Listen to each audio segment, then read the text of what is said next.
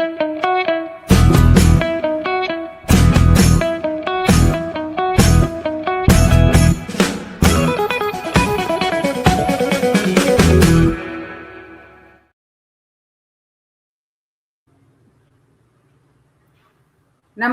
मैं शीतल मदान, आपके सिपाही एपिसोड 8 में सभी को स्वागत है।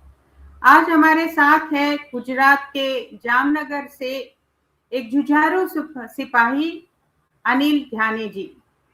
स्वागत है आपका ध्यानी जी। नमस्कार जी। तो हम शुरू करें जी। आप एक्चुअली आपने बताया कि आप अरविंद जी को बहुत दिनों से उनको फॉलो कर रहे थे, जैसे कि आरटीआई के आर्टिकल्स पढ़ते थे तो उनका फॉलो तो होता ही था।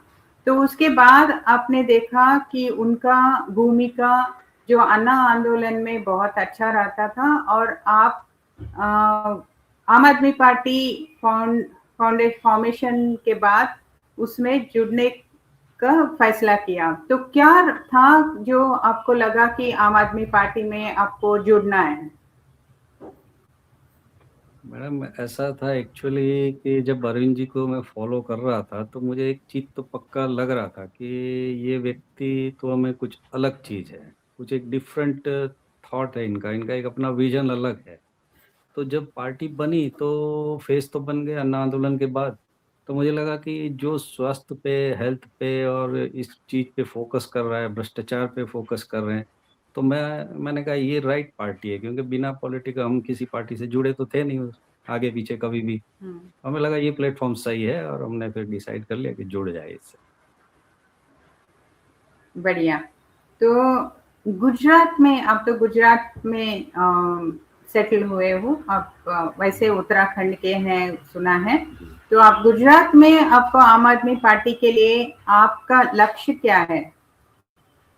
मैं एक्चुअली गुजरात में जब अन्ना पार्टी बनी तो फिर मैंने कहा भाई मैं भी आंदोलन वहाँ गया था पार्टी के काम के लिए, दिल्ली सीपी ऑफिस थी तब उस समय, कैनॉट प्लेस में थी। तो एक टोपी ले ली, मैंने कहा ये टोपी मैं कम से कम अपने शहर बड़ौदा में तो मैं इसको खड़ा करूंगा और गुजरात में तो खड़ा करना है।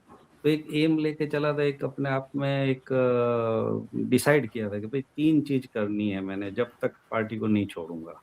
एक तो ये कि पार्टी के गुजरात में एमएलए आ जाए, दूसरा ये कि पार्टी नेशनल बन जाए, और तीसरा ये कि जो कर्म भूमि मेरी वडोदरा है वहां से मेरे को 1-2 पार्षद मिनिमम निकलने चाहिए। बस ये एक एम लेके टोपी पहन के आ गए थे यहाँ पे।